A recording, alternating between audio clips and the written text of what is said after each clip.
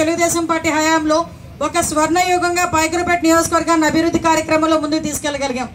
ఎంతవరకు అంటే సుమారుగా 1000 కోట్ల నుంచి 1200 కోట్ల రూపాయల వరకు అభివృద్ధి కార్యక్రమాలు, సంక్షేమ కార్యక్రమాలు చేయటమే కాకుండా దమ్మున్న నాయకులుగా, దమ్మున్న పార్టీగా ప్రతి ఒక్క గ్రామంలోకి వెళ్ళి నేను ఇది చేశాను, ఇంకా ఏం చేయాలని ఒక శిలాఫలకం కూడా వేసుకొని మనందరం కూడా ఆ రోజు బయటికి రావడం జరిగింది. దానిలో భాగంగానే మీరందరూ కూడా నాకు పూర్తిగా సహాయ సహకారాలు అందించారు. ఆ రోజు ఇదే వెంకన్న స్వామి ఆలయంలో ఈ వెంకన్న స్వామి ఆలయాన్ని నేను అభివృద్ధి చేస్తాను వెంకన్న స్వామి దయవల్ల అని చెప్పి వెళ్ళిన తర్వాత, గెలిచిన తర్వాత ఇదే ఆలయాన్ని టీటీడీకి వాళ్ళకి తిరుమల తిరుపతి దేవస్థానం వాళ్ళకి అప్పచెప్పి ఈ గుడి తాలూకా అభివృద్ధి మన హయాంలోనే మనం చూసాం. ఈ రోజు 2019 తర్వాత నుంచి ఈ క్షణం వరకు కూడా ఈ గుడికి ఎక్కడ కూడా చిన్న అభివృద్ధి కార్యక్రమం కూడా జరిగిన సంగతి కూడా ఇక్కడికి వచ్చిన భక్తులు చాలా మంది చూస్తున్నారు. ఆ రోజు 2014-19లో కూడా సుమారుగా ఈ 3 మండలాలకి రక్షిత మంచినీటి పథకాన్ని ప్రతి ఇంటికి కూడా ఇంటింటికి కుళాయి ఇవ్వాలని 180 కోట్ల రూపాయలు పెట్టి ఆ రోజు మనం శంకుస్థాపన చేసుకున్నాం. చాలా మటుకు పూర్తి చేసుకున్న 80% పనులైన వాటర్ ప్రాజెక్టుకి 2019లో బయటకు వచ్చిన తర్వాత ఏదో పనులు చేసేస్తామని అక్కడికి వెళ్ళి సుమారుగా రంగులు వేసేలా తప్పించి ఒక ఇటుక కూడా, ఒక తట్ట మట్టి కూడా అక్కడ వేయలేదు. ఈ 5 సంవత్సరాల్లో కూడా కనీసం 20% పనులు కూడా పూర్తి చేయలేని దుస్థితిలో ఈ రోజు ఈ గవర్నమెంట్ ఉంది.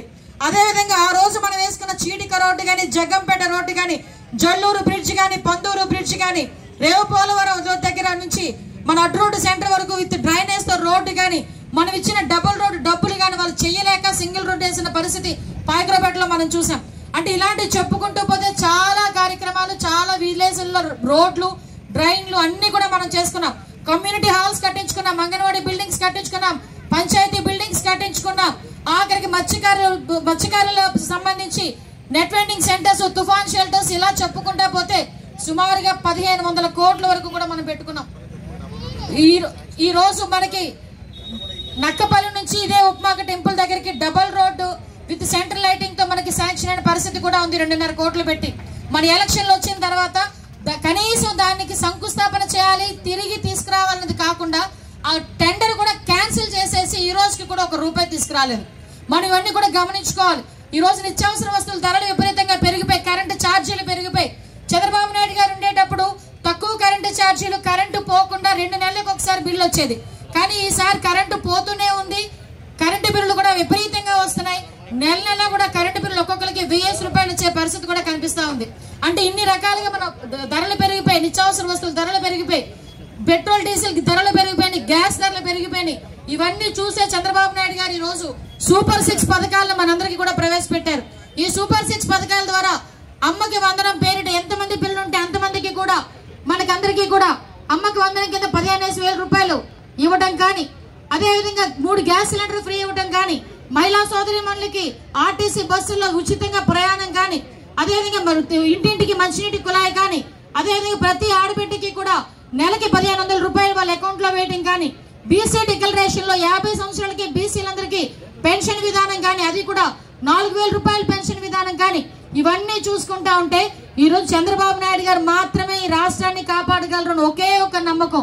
అదే నమ్మకం పవన్ కళ్యాణ్ గారిని కూడా చంద్రబాబు నాయుడు గారు అక్కడ జైల్లో ఉండేటప్పుడు చంద్రబాబు నాయుడు గారు లాంటి నాయకుడికి నేను తోడై ఉంటానని చెప్పి ఈ రోజుకి కూడా ఎంతో తగ్గి, చాలా మంది ఎన్నో మాటలు మాట్లాడుతున్నా, ఎన్నో మాటలు పడుతున్నా కూడా ఎక్కడ కూడా అతను జంకకుండా బెంకకుండా చంద్రబాబు నాయుడు గారితో ప్రయాణం అని చెప్పి ఈ రోజు బీజేపీని కూడా మనం చెంతం చేర్చుకున్నాం. ఈ రోజు ఈ 3 పార్టీలు కలిపి ఈ రోజు వైసీపీ రహిత రాష్ట్రాన్ని సృష్టించాలి. వైసీపీ అనే పదం ఈ రాష్ట్రంలో కనిపించకూడదు. జగన్మోహన్ రెడ్డి అనే వాడు ఈ రాష్ట్రానికి పెద్ద శని. ఎందుకంటే సైకో జగన్మోహన్ రెడ్డి. ఆ సైకో జగన్మోహన్ రెడ్డి ఎలాంటి వాడు అంటే 2 ముక్కలు చెప్తా.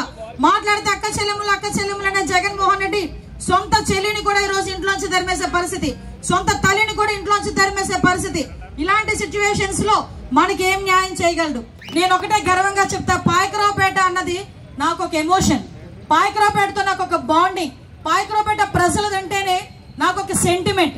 ఎలాంటి సెంటిమెంట్ అంటే నన్ను అనితమ్మ అని పిలిస్తే ఒక అక్క పిలిచినట్టుగానో, ఒక చెల్లి పిలిచినట్టుగానో, ఒక తల్లి పిలిచినట్టుగా, ఒక బాబాయ్ పిలిచినట్టుగా, ఒక అక్క అనగానే ఒక తమ్ముడు పిలిచినట్టుగా నాకు అనిపించే పరిస్థితి.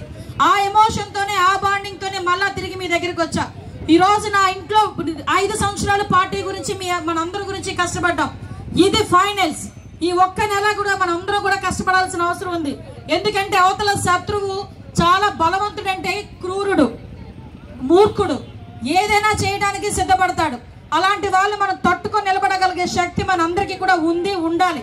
మిమ్మల్ని అందరినీ మరొకసారి ఒకటే కోరుకుంటున్నా, నేను మీ ఇంటి ఆడపిల్లని, పదే పదే మీ ఇంటి ఆడపిల్లని అంటున్నా. మీరు ఇంటి ఆడపిల్లని ఎలా చూసుకుంటారో, ఇంటి ఆడపిల్లని ఎంత సుఖంగా ఉండాలని చూసుకుంటారో అంతే సుఖంగా ఉండాలని మిమ్మల్ని అందరినీ ఒకటే కోరుకుంటున్నా. నా చెంగు చాచి అడుగుతున్నా వెంకన్న స్వామి సార్, పోయినసారి వైసీపీకి వచ్చిన మెజార్టీ కన్నా ఒక్క ఓటు వేసే మెజార్టీ అయినా నాకు ఇవ్వాల్సిందిగా కోరుకుంటున్నా. 30,000 పైన మెజార్టీ నాకు ఇస్తారని వెంకన్న స్వామి సాక్షిగా కొంగు చాచి అడుగుతున్నా. మీరందరూ కూడా నన్ను ఆశీర్వదిస్తారని మనస్ఫూర్తిగా తెలియజేసుకుంటూ ఈ అవకాశం ఇచ్చిన మీ అందరికీ కూడా మరొకసారి ధన్యవాదాలు, నమస్కారాలు తెలియజేసుకుని సెలవు తీసుకుంటున్నా. జై తెలుగుదేశం, జై జనసేన, జై బీజేపీ.